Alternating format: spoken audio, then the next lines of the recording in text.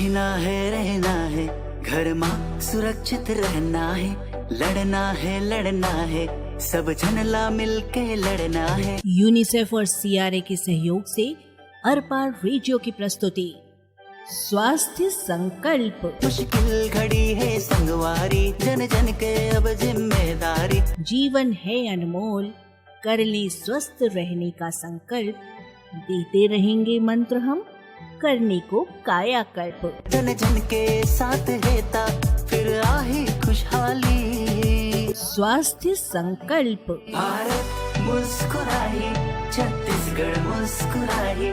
UNICEF, community radio association और Arpa community radio 90.8 ये कामना करता है कि हर व्यक्ति हो स्वस्थ। सभी श्रोताओं को हमारा नमस्कार। बच्चे सभी को अच्छे लगते हैं। कहा जाता है कि बच्चे ईश्वर की मर्जी से धरती पर आते हैं, लेकिन बच्चे के माता पिता जब तक शारीरिक, मानसिक व आर्थिक रूप से तैयार न हो, तब तक क्या स्वस्थ बच्चे पैदा हो सकते हैं? माँ बाप बनना एक बहुत ही खूबसूरत एहसास है, लेकिन जरा आप खुद सोचिए, अस्वस्थ, चिड़चिड़ा, कुपोषित, रोने वाला, बीमार से बच्चे के माँ बाप कहलाना क्या कोई भी पसंद करेगा? नहीं ना। जब तक माँ स्वस्थ नहीं होगी, अच्छा खान पान नहीं लेगी, गर्भावस्था से पहले, गर्भावस्था के दौरान और प्रसव के पश्चात सावधानी पूर्वक नहीं रहेगी, तब तक वो स्वस्थ बच्चे की माँ नहीं बन सकती।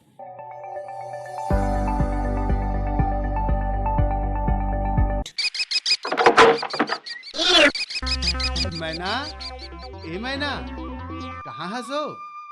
कहाँ हो ही, सुते हो ही, एक खटिया ले ओ खटिया, बस एक काम हवे ओखर।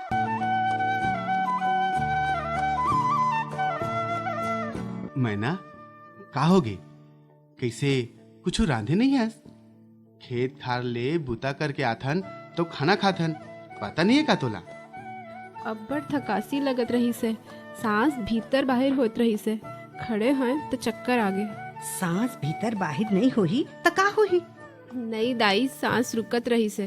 काली ना मितानिन हम मिले रही, पूछत रही से कि काबर अतका दिन हो गए, मैना ला अस्पताल में जांच कराबर काबर नहीं लाया भाई? का कहे जांच पर? अभी तो 4 महीने चढ़े हैं, जांच के का जरूरत है? हमार तो 4-6 झन लइका हो गए हैं, हमन तो एको घा अस्पताल के मुंह नहीं देखे हन। ए मितानिन सितानिन के एक का जुबा करे बर जावत हो, कोनो जरूरत नहीं है। नहीं दाई, जांच ना अब्बड़ जरूरी हवे। मैना हा पेट से है, एती ओती निकल ही तो कोनो नजर फेर दे ही तो हो गे। रुक जा दाई, मैं रांधत हो। अरे बचिस, ए दे, अब बिच्चे गिर जातीस। अरे अपन नहीं तो जिन लइका होवैया है ओखर तो ध्यान रख। दाई ते यहीं में बैठ, ये ना खड़े नहीं हो पावा थे।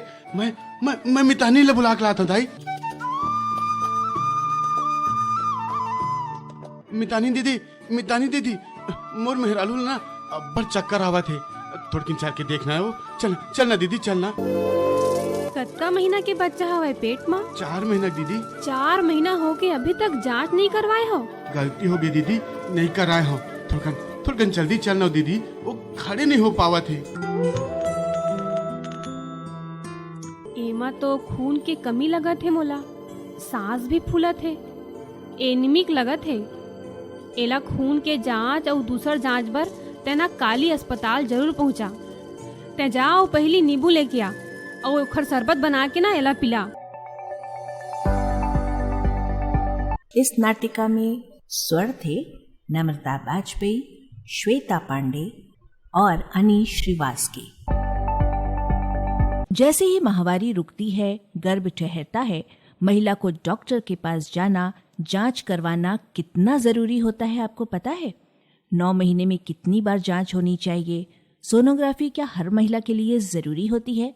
9 महीने में कौन कौन से टीके कब कब लगने हैं, क्या खाना है, क्या नहीं करना है, ये सब न करवाने से बच्चे को और माता को कितने नुकसान हो सकते हैं, ये सब जानकारियाँ सिर्फ गर्भवती महिला को ही नहीं बल्कि परिवार के सदस्यों को भी ध्यान में रखनी चाहिए। आखिर नया मेहमान पूरे परिवार का सदस्य बनने वाला होता है और इन्हीं सब जानकारियों के साथ आज हमारे साथ हैं जन स्वास्थ्य केंद्र गनियारी में लंबे समय से मातृत्व एवं महिला स्वास्थ्य कार्यक्रम से जुड़ी कार्यकर्ता मंजू ठाकुर।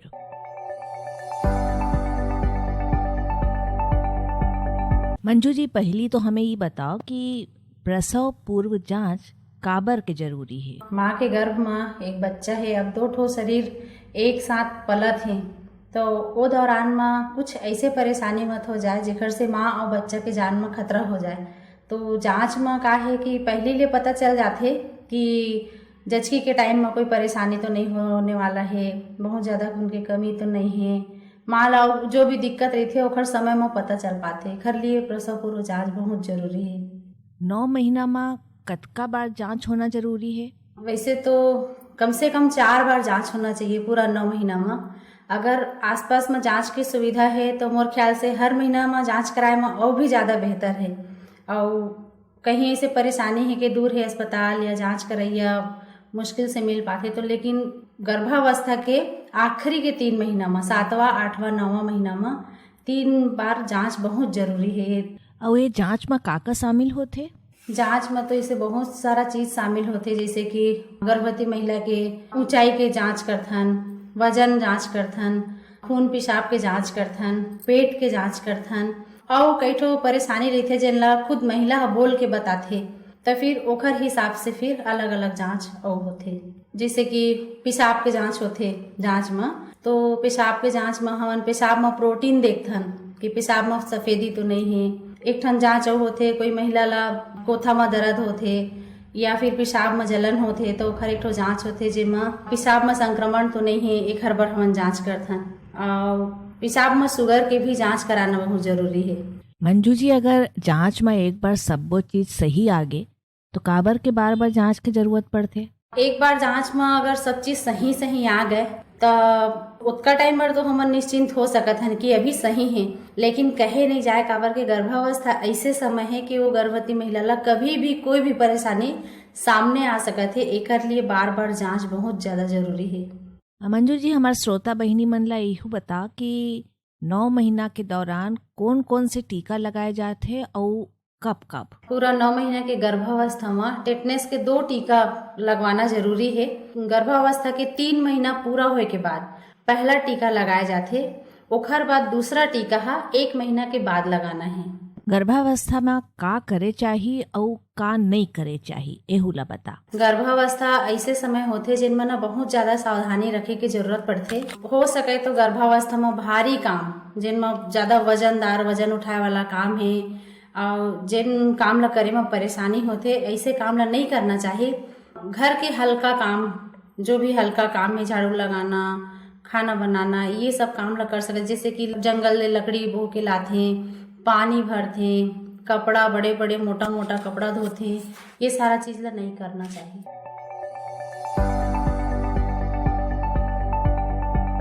गर्भावस्था में क्या करें क्या न करें, कब कौन सा टीका लगवाएं, कब आयरन की गोली खाएं, कब कब जांच कराएं, सब कुछ अभी आपने विस्तार से जाना। पिछले कुछ दिनों से लगातार आ रही कोरोना की खबरें कि मामले बढ़ रहे हैं, सुनने में आ रही हैं। अभी पूरी तरह से गया नहीं है कोरोना। इनसे बचने के लिए बहुत लापरवाही हो रही है हर तरफ। न मास्क, न 2 गज की दूरी, बस भरी भीड़ में त्योहारों की शॉपिंग। पिछले साल भी त्योहारों के वक्त ही हुई थी लापरवाही और हमने अपने कई नजदीकी लोगों को कोरोना का ग्रास बनते देखा था, याद है ना? फिर अभी लापरवाही क्यों? घर से निकलते वक्त मास्क लगा कर रखने में क्या परेशानी है भला? खुद रहिए सुरक्षित, परिवार को रखिए सुरक्षित। मास्क के साथ 2 गज की दूरी भी रखना बहुत जरूरी है, वरना कोरोना वायरस का फोन आ जाएगा आपके पास। वैशाली के पास तो आ भी गया है अभी। सुनिए क्या बात हो रही है वैशाली की कोरोना वायरस के साथ।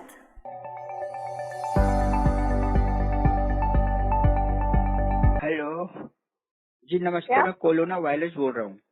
हाँ जी, बोलिए। जी, कैसी हैं आप? I am good. जी, मैं आपके पास नहीं आना चाहता, इसलिए मैंने कॉल किया आपको। जी बिल्कुल, हम चाहते भी नहीं आप आए। You are not welcome over here. जी जी, तो मैं नहीं आऊँ इसके लिए आप क्या कर रहे हैं? For this, I've flight back home from Pune to my family just because Wow. of you. My office is shut down just because of you. I'm staying with my family. मेरे को टाइम मिल रहा है अपने परिवार के साथ, but ऐसा time किसी को नहीं चाहिए रहता है। तो आप इसके लिए मुझे थैंक यू बोल सकती हैं। नहीं, मुझे आपको थैंक यू नहीं बोलना है। मैं चाहती हूँ कि आप इस देश से, इस दुनिया से निकल जाए। मैं भी जाना चाहता हूँ, जी पर ये बिल्कुल, तो बहुत आप पे अच्छा। डिपेंड करता है, आप सब पे डिपेंड करता है। जी, मैं जब आ रही थी तो मेरे अंदर खौफ था। मैं मास्क लगा के आई, मैं सैनिटाइजर लगा के आई, पूरा टाइम सैनिटाइजर यूज करा मैंने, 2 मास्क लगा के आई सिर्फ आपके कारण। मैं चाहती हूँ कि आप जाएं, और लोग यहाँ पे फॉलो कर रहे हैं उन चीजों को। हाँ, ऐसा अगर हुआ तो फिर तो मैं चला जाऊंगा। तो बस लोग फॉलो कर रहे हैं, उसीलिए फॉलो कर रहे हैं कि आप वापस चले जाएं। तो और क्या क्या कर रहे हैं आप? घर की साफ सफाई मेंटेन कर रहे हैं, हम लोगों से मिल नहीं रहे हैं, हमने लोगों से मिलना बंद कर दिया, लोगों को अपने घर बुलाना बंद कर दिया है, हर टाइम हाथ धोना, हर टाइम लोगों को बताना। ये तो आप बहुत बढ़िया काम कर रहे हैं। थोड़े कुछ काम और कर लीजिए। क्या काम? आप जो अफवाहें उड़ रही हैं उन पे ध्यान न दें और उन अफवाहों को उस पर हम नहीं फैलाएं। ध्यान दे रहे हैं। हम जो गवर्नमेंट ने साइट बनाई हुई है covidout.in, सिर्फ उसी को फॉलो कर रहे हैं। Very good, very good. अपने साथ साथ हम दूसरों को भी उसके बारे में बता रहे हैं, लोगों को जागरूक करा रहे हैं। बस मैं तो किस यही चाहता चीजों हूँ कि पे। आप लोगों को जागरूक करें और मैं यहाँ से चला जाऊँ। मैं तो खुद आपके पास नहीं आना चाहता। जी जी जी जी। हेलो, हाँ जी हम तो फंस गए। जी, आप ही फंस गए। और कुछ आप सुनना चाहेंगे आपके बारे में? हाँ हाँ, बताइए बताइए। नहीं, हमने आप बहुत सुना दिया, अब आप वापस जा सकते हैं। बिल्कुल हम जा सकते हैं। थैंक यू वैशाली जी, आपका बहुत बहुत धन्यवाद हमें सुनने के लिए। हम अरपा कम्युनिटी रेडियो 90.8 से बोल रहे हैं और अरपा कम्युनिटी रेडियो ये And दुआ thank you so करता है much कि for doing आप, this. Keep doing this. It's very good. तो अरपा कम्युनिटी रेडियो दुआ करता है कि आप और आपका परिवार स्वस्थ रहे, व्यस्त रहे और मस्त रहे, जबरदस्त रहे। Yeah. Thank you so much. Thank you so much.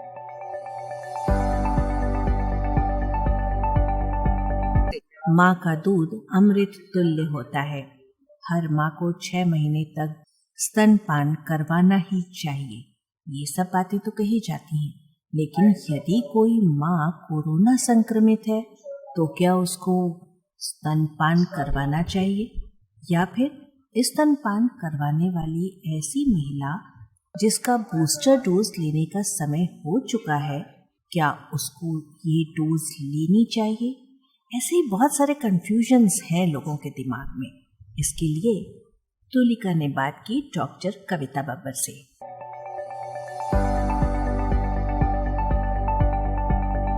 Breast feeding mother अगर कोरोना पीड़ित है और वो अपने बच्चों को दूध पिलाती हैं तो बच्चों पर क्या असर होगा? ब्रेस्ट फीडिंग मदर अपने अगर कोरोना पीड़ित है तो भी वो अपने बच्चे को दूध पिला सकती है, बस उनको अपना मास्क लगाकर, डबल मास्क लगाकर बच्चे को फीड करना है। अगर ऐसी मदर को बूस्टर डोज लेना है या प्रिकॉशनरी डोज लेना है तो कितने दिन वेट करना चाहिए? बूस्टर डोज या कोविड वैक्सीनेशन अगर उसका ड्यू है तो अगर वो फीड भी कर रही है तब भी उससे कोई फर्क नहीं पड़ता है। तो जो अपना उनका नॉर्मल शेड्यूल चल रहा है तो उसी के हिसाब से उसको वैक्सीनेशन लगवाना है, उससे कोई अंतर नहीं आएगा। अगर वो फीड कर भी रही है, अगर वो प्रेग्नेंट भी है, तब भी दोनों ही स्थिति में कोई अंतर नहीं है। और किस तरीके की सावधानी मदर्स को रखनी चाहिए ब्रेस्ट फीडिंग के टाइम पर? अगर किसी मदर का दूध कम हो जाता है बाई चांस, तो उन्हें किस तरीके से बढ़ाना चाहिए और क्या प्रिकॉशन और लेने चाहिए? ब्रेस्ट फीडिंग एक तरीके से बच्चों के लिए एक अमृत मान ही है, क्योंकि उसके माध्यम से बच्चे को बहुत सारी इम्यूनिटी मिलती है जो कि इमीडिएटली नवजात शिशु में नहीं रहती है। तो ब्रेस्ट फीडिंग करना एक तो बहुत जरूरी है। और हाँ, जैसे कि आप बोल रहे हो, बिल्कुल सही बात है कि कई लोग कराना चाहते हैं अपने बेबी को फीड, बट उसकी मात्रा कम रहती है। तो उसको बढ़ाने के लिए बहुत सरल उपाय हैं जो हमें करने चाहिए। सबसे पहली चीज कि आप पानी का और फ्लूइड का सेवन अच्छा रखना है, क्योंकि ब्रेस्ट जो है मिल्क ही है, वो मिल्क आपके बॉडी से जा रहा है तो वो फ्लूइड निकल रहा है। तो आपको एटलीस्ट 5 से 6 लीटर पानी या फ्लूइड का सेवन करना है। सेकंड, आपको सब्जियां और फल अच्छे से खाने, अच्छी मात्रा में, स्पेशली जैसे कि पपीता खाने से बोलते हैं दूध भी बढ़ता है, तो पपाया खाना चाहिए। और साथ में घरेलू चीजें हैं, जैसे तिल के लड्डू खा सकते हैं आप, और मसूर दाल भी खा सकते हैं, इससे दूध की मात्रा बढ़ती है। और ये सब चीजों के अलावा आपको कैल्शियम रिच खाना है। बेसिकली मिल्क में तो कैल्शियम है, तो कैल्शियम रिच सेवन, जैसे मिल्क प्रोडक्ट्स खाने हैं, दालें खानी है, प्रोटीन अच्छा होना चाहिए आपके डाइट में। कई लोग क्या करते हैं, डिलीवरी के बाद अपने घर के बुजुर्ग लोगों के कहने के हिसाब से बिल्कुल सूखा दाल रोटी खाते हैं, क्योंकि उनका मानना होता है कि सिजेरियन के टांके पक जाएंगे या नॉर्मल डिलीवरी के टांके पक जाएंगे, तो वो टांके पकने के डर के मारे बच्चे जो है खाना पीना कम दे देते हैं। और हम लोग कितने भी बोलने के बावजूद वो लोग पानी भी कम पीते हैं, सब्जियों का भी सेवन नहीं करते हैं, और ये सब्जी मत खाओ, वो सब्जी मत खाओ, उसको खाने से बच्चे का पेट गड़बड़ाएगा, ये खाने से पेट गड़बड़ाएगा। ये सब बहुत गलत धारणाएं हैं, जिस वजह से फिर दूध का क्वांटिटी कम हो जाता है। तो माता को जब वो बच्चे को फीड करा रही है, तो उस टाइम पे प्रोटीन, कैल्शियम, फ्लूइड, अच्छा कार्बोहाइड्रेट अच्छे मात्रा में, इनफैक्ट उसका क्वांटिटी प्रेगनेंसी से भी ज्यादा देना होगा, क्योंकि उसको जो पोषण है वो बच्चे को माँ से ही तो जाएगा। अगर हम एक्सक्लूसिव ब्रेस्ट फीडिंग करते हैं तो कोशिश करना चाहिए कि पहले 6 महीना एक्सक्लूसिव ब्रेस्ट फीडिंग दी जाए। उस दौरान माता का जो आहार है वो उसी क्वांटिटी में देना ही पड़ेगा। थैंक यू डॉक्टर, आपने इतनी अच्छी जानकारी हमारे दोस्तों को दी।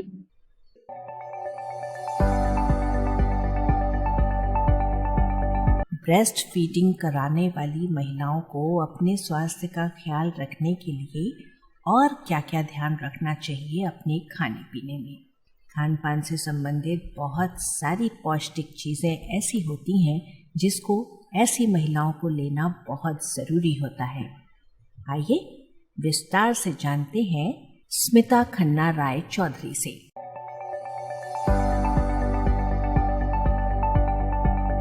मैं स्मिता खन्ना रॉय चौधरी, आपकी खाने की डॉक्टर। आज का विषय लिया है ब्रेस्ट फीडिंग।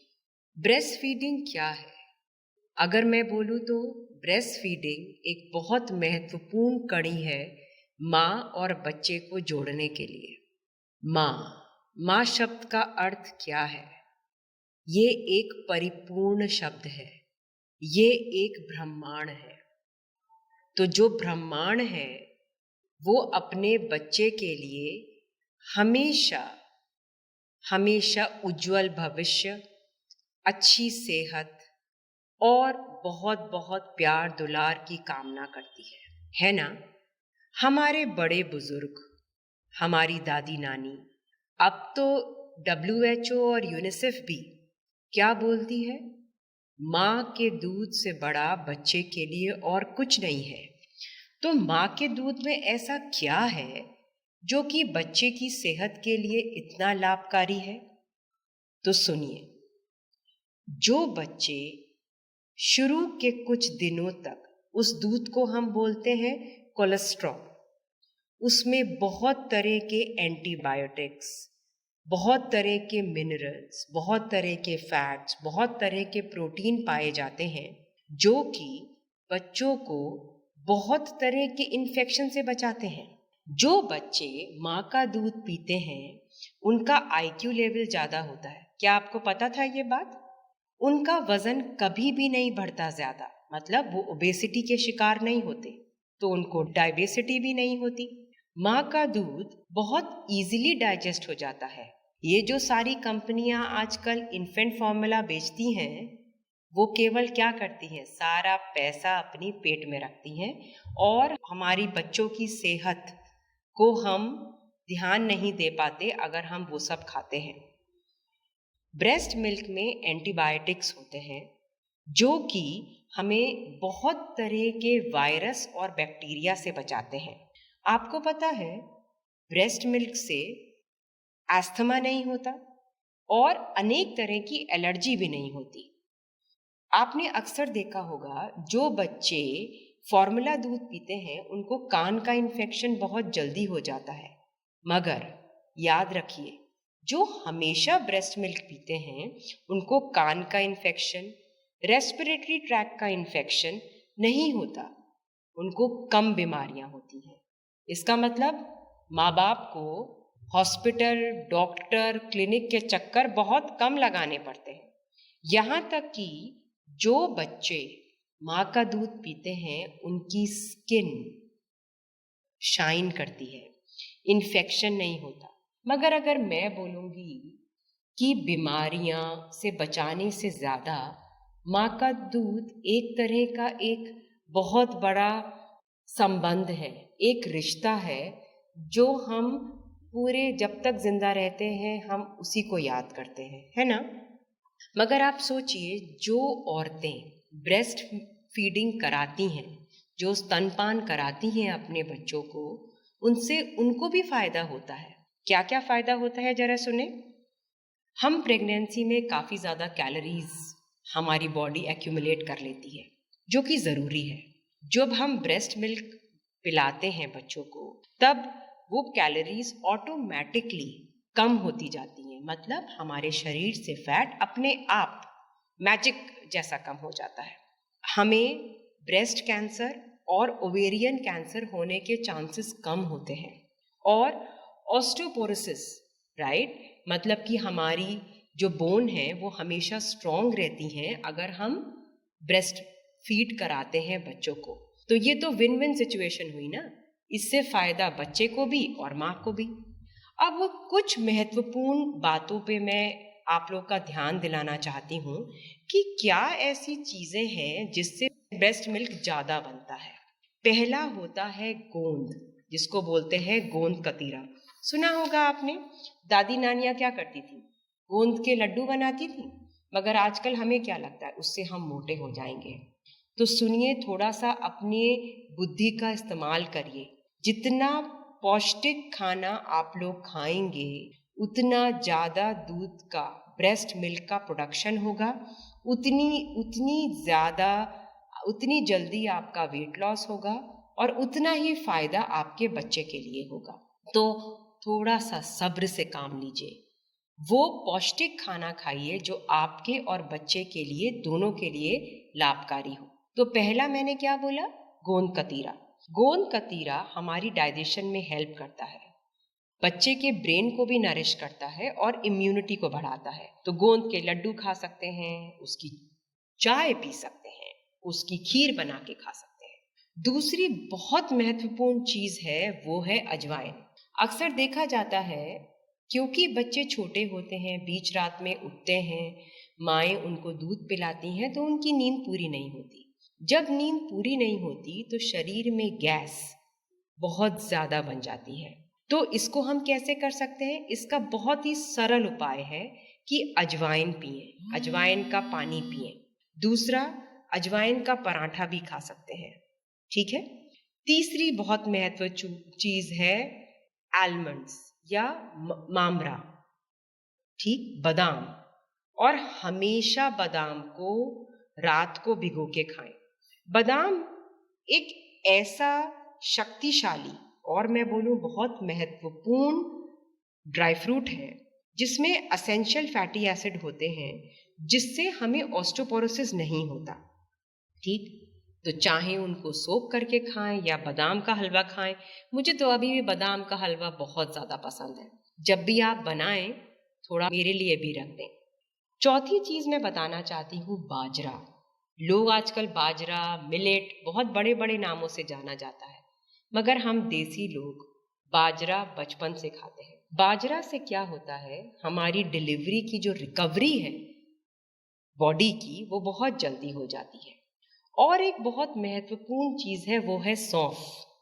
आपको पता है सौंफ में जो तेल होता है वो बहुत ज्यादा लाभकारी है, उससे हमें विटामिन डी की डेफिशिएंसी नहीं होती, वो हमें आईबीएस और ट्यूमर से बचाता है। तो हमेशा खाने के बाद सौंफ का सेवन अवश्य करें। तो अभी हमने क्या क्या बात किया, हमने बोला गोंद, गोंद के बाद मैंने बोला आप लोग अजवाइन खाएं, मामड़ा खाएं, बाजरा, सौंफ और बहुत ऐसी चीज़ें, देसी नुस्खे हैं जिससे हम ब्रेस्ट मिल्क को बढ़ा सकते हैं, जो कि बच्चे के लिए भी लाभदायक है और माँ के लिए भी। दूसरी चीज़ है तिल। तिल में क्या है? तिल में एसेंशियल फैटी एसिड है। पहला क्या होता है? उससे हमारा माइंड को स्ट्रेंथ मिलती है, हमारी स्पाइन को और हमारी बोन्स को। कभी कभी आप देखिएगा प्रेगनेंसी के बाद, मतलब लैक्टेशन के टाइम पे बहुत क्या होता है, हमारे स्टबन फैट हो जाता है, हमारा ब्लड ग्लूकोज रेगुलेट नहीं होता। तो उसका सरल उपाय क्या है? तिल के लड्डू, तिल की चटनी और तिल का तेल, राइट। और एक और बहुत ज़्यादा महत्वपूर्ण चीज़ है, वो है मेथी, जिससे ये समझ लीजिए ये एक लैक्टेशन की दवाई है। इससे हम रिजुविनेट कर सकते हैं, हम रेगुलेट कर सकते हैं अपने ब्लड शुगर को, और काफ़ी हद तक हम मिल्क प्रोडक्शन को भी बढ़ा सकते हैं। है ना बहुत आसान चीज़। तो मैं दोबारा एक बार आपको याद दिलाऊंगी हम क्या क्या खा सकते हैं।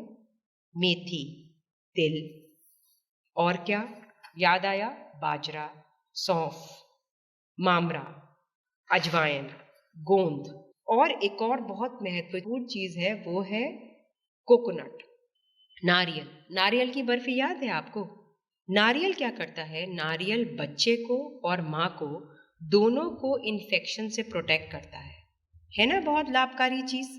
तो इसीलिए मैं सबसे विनती करती हूँ, शुरू के 6 महीने स्तनपान बच्चे को ज़रूर कराएं, ताकि वो शारीरिक और मानसिक रूप से स्वस्थ रहे। एक चीज़ मैं और बोलना चाहती हूँ, जब माँ बच्चे को दूध पिलाती है तब वो एक ऐसा बॉन्ड, ऐसा संबंध बच्चे के साथ बना लेती है, वो जीवन भर उसको एक हेल्दी माइंड की तरफ और हेल्दी बॉडी की तरफ और हेल्दी फ्यूचर की तरफ आगे बढ़ाता है। ठीक है, तो याद रखिएगा जो कुछ मैंने आपको बोला। तो मैं आज की हमारी चर्चा एक छोटी सी शायरी से एंड करना चाहती हूँ। लफ्ज़ अलग हैं, जज्बात वही हैं, माँ कहूँ या दुनिया, बात वही है।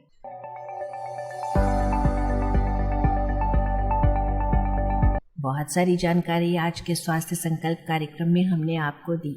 अगले अंक में हम फिर आएंगे बहुत सारी जानकारियां लेकर। अगले अंक में हम फिर आएंगे बहुत सारी जानकारियों के साथ। तब तक के लिए अनुमति दीजिए, नमस्कार। यूनिसेफ और CRA के सहयोग से अरपार रेडियो की प्रस्तुति स्वास्थ्य संकल्प, जन जन के साथ रहता फिर आही खुशहाली। सुनिए हर शुक्रवार 5:30 बजे शाम को और पुनः प्रसारण शनिवार सुबह 10 बजे। भारत मुस्कुराए, छत्तीसगढ़ मुस्कुराए।